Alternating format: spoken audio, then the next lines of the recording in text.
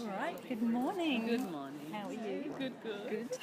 Okay, so I'm here with Cynthia who is a Zumba instructor in Sippy Downs, Sunshine Coast, Australia. And we're going to talk about what got her into Zumba, where she started from. Start with a little bit of background and then, take it from there.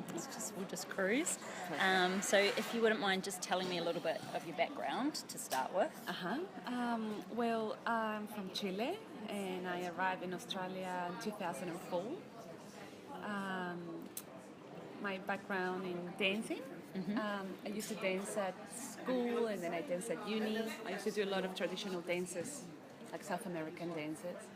And then in 2009, one of my friends took me to my first Zumba class and I love it. It was perfection, like the dance and the fitness. So, yeah. Oh, great. Yeah. And you've told me that you originally started training to be a vet Yes. as well. So tell me a little bit about that. Okay, in Chile, I finished year 12 and then I went to uni for 2 years to be a vet. And that was my dream. Like when I was little, I want to be a vet. So yes, it was good. It was 2 years. Then I had to stop because our house got burned. It was on a fire, and Dad lost his job, so it was impossible to pay for it. Okay. And Mum was here, so she said to me, you know what, just come to Australia, give it a go. And I applied, and 3 months later, I got the permanent resident visa. Oh, fantastic. So it was meant to be. Great. Oh, that's interesting. So you mentioned that it was in 2009 that you discovered Zumba. And so did you kind of know straight away that this was something that you might evolve into becoming like a full passion? Yeah, no, in the beginning, I love it because I was very unfit and it's a great workout. But then I was going like 3 or 4 times a week. I got like a bit obsessed with it. And then I realized my friend, she was the instructor, and she said to me, you should teach. And I said, really? She's like, sometimes you remember the choreographies more than me. I have a good memory, so I remember everything. Yeah. So she said, come on, give it a go, and you can work for me. And so, yes, that was I was very nervous when I did the training. So I was very familiar, so the training was very easy. It's just 1 day training. And then she organized my first class. It was in Mortel in the bowling club. And it was only like 6 or 5 that was really good friends. So, and then, until now, I get nervous before a class. I get a little bit... Still even now? Even now. Oh, interesting. Yes. Yeah, a little bit of anticipation before you teach? Yes. Oh, that's really interesting. I got it. Yeah, yes. And then just confidence grows with every time you teach, Yeah. Like every time you teach, you get a bit more confident. And then, but in the beginning, I was very nervous for my first class. Oh, but, I can imagine. Yeah. But it went well? Yes, Awesome. excellent. Oh, fantastic. So I've got a few questions here. One of them is, I guess, obviously we're talking about finding your bliss. That's what I'm writing a book on. Yes. What do you think the benefits were to you for following your dreams? So, has it... do you feel like, you obviously had 2 paths you could follow. You could have carried on becoming a vet if you wanted to, but you chose the Zumba. Yes. How has that impacted you, your health, your mental well-being, your children? Do you feel like it's been better for you maybe choosing that path versus the vet path? Yes, because it was in a moment that Stephanie was only 1.5, and I was just locked in that being at home with the baby and doing. So I was wishing something for me. Like I was wishing to do something for myself, and it was just perfect timing. I was wishing. I wish I can earn a little bit of money and keep myself fit because I was getting really unfit. And my friend asked me to join her class, and then she asked me to work for her, and it's awesome. I feel like I found like my passion. Even when I was little, I was really good for theatre. I was always in plays, and I was the first one singing. I was in the front, and then when I started school, that really I didn't do that much. So I think with Zumba, it brings back all my. I have the capacity to do that. Yeah. So I don't mind to stand up at the front, and I can talk to people. I can express myself, and I think I'm contagious. I can make it contagious with the energy, and so yes, I think it's been awesome. I feel fit. Like not even when I was 15, I was this fit. And I'm confident, and also it's my time, during the day I give and give and give to my girls, to my house, to the husband, but then it's my hour. I just focus in that time, and it's mine, and I love it. Oh, that's fantastic. Yes. Yeah, so just a little bit of background. I'm a student of Cynthia's, so I see the enthusiasm when you come to class. It's so fantastic. Like, you've just got so much energy, which definitely, it is contagious. Like, it spreads to the room, and I can see that it's, you love it, which I think is so essential when you're teaching something. Yes. And I can imagine some days, you don't even know, but I have a really bad night. Emilia woke up at 2 o'clock and 4 o'clock and 6 o'clock, and then I have my whole day, and then I go and teach. So sometimes I'm very tired, but I don't mind, just like, just still do it, you still love it. Yeah. Oh, that's fantastic. And obviously, people that follow their dreams, I've found, tend to be really busy people, which is quite interesting. And it's kind of in a good way. Like, they seem to have a lot of going on.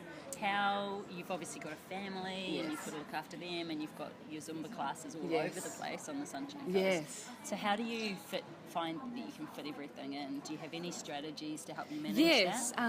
Well, it's Monday, Wednesday, Thursday, Saturday. So for the Monday and the Wednesday, my husband gets home on time, but when he gets in at home, he gets like 5:45, and I'm leaving at 6 o'clock.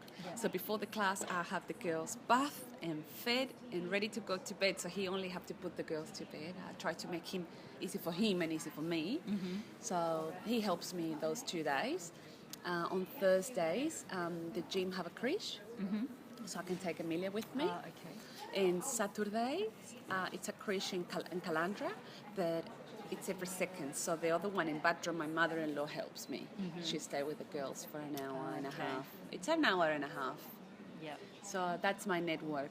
My husband and my mom-in-law and the creche. Right. Yeah. So you have like a little support structure set up to help you with it all. Yeah. That's great. And I'm busy, but I know Mondays and Wednesdays I'll do all the cleaning and cooking and shopping, and sometimes I help with Stephanie's school. I go to excursions, but I know at 6 o'clock I have Zumba.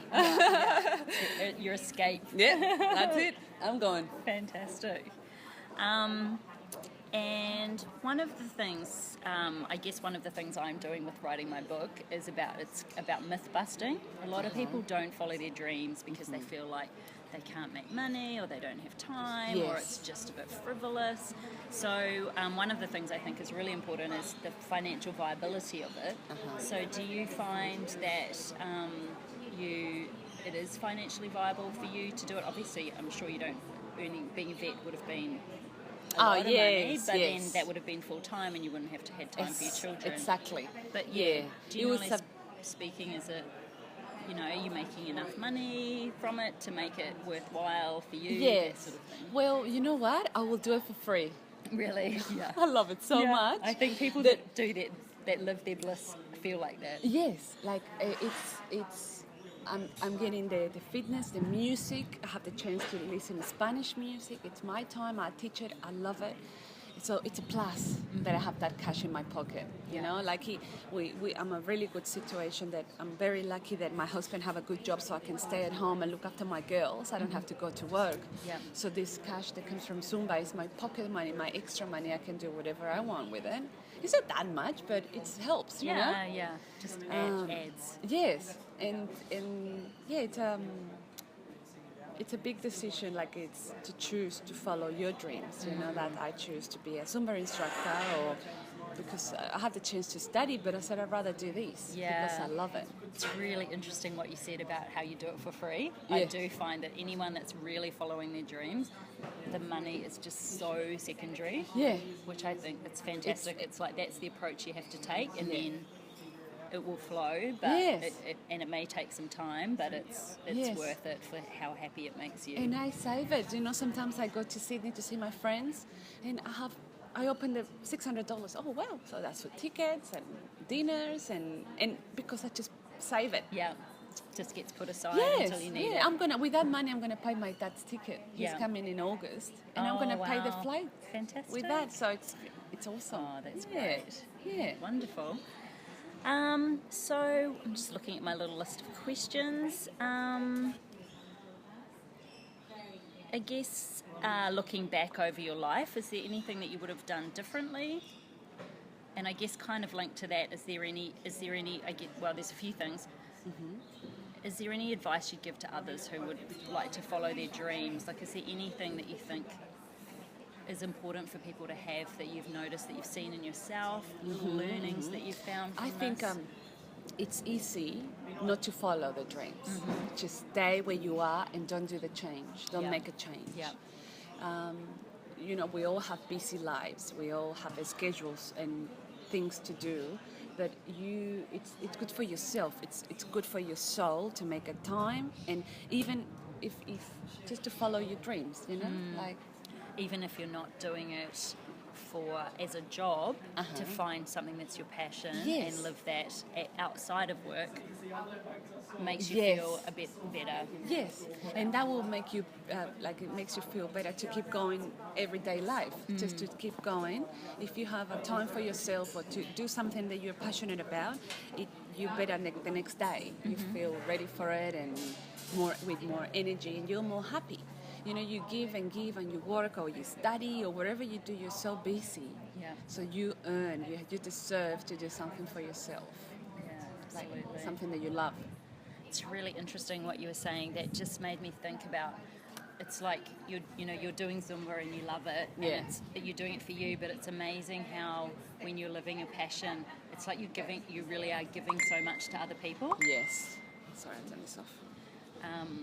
Yes, and I can see that the girls love it, and I love it when I see those smiley faces looking at me. Yeah. You know, I'm like, yes, they're loving it, they like it, they enjoy it. So it's good for them and good for me. Yeah, no, it works it's good really for well us. for everyone. And you can see their ambience in the room. Everybody's in the same vibe, you know. Everybody's same happy in the zone, like happy zone, you know, Yeah. So just a little side note, to be honest, I'm not a very good dancer and I'm pretty uncoordinated, but I'm so impressed. You're getting better. I'm so impressed with how you can get everyone synchronized. Like sometimes I'm like, oh, we could be in a music video. We're kind of all in looking like not too bad, which I have to say is totally true to you. You seem to have this really good skill. And in the beginning, everybody's a little bit lost and confronted, but then when you get used to the class, or get used to the steps and the music, and you know when the change is coming because you can hear it.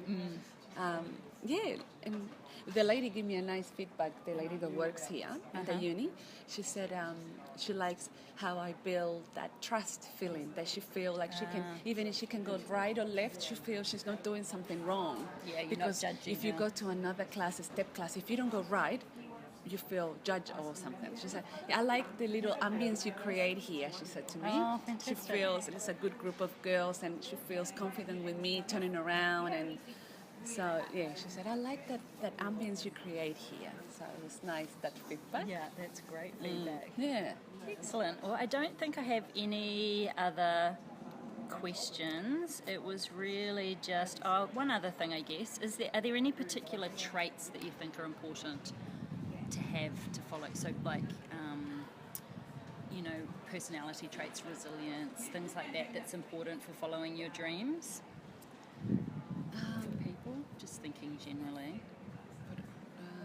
I know you said before it's easier not to follow your dreams. So I guess following your dreams, do you think it takes a little bit of courage, maybe? Yes, courage. Yeah. Courage and determination and Bit of persistence too, isn't it? persistence, and if you feel unhappy, or it's just if you feel you need something more, you know, you need that spark, because it's easy to go in the routine, you know, like it's killing. So you need, if you need something, just do it, you know, just follow it, and it'll make you a better person, and it's it's good. Awesome. Yeah, is that Great. good? Yeah, thank you so much.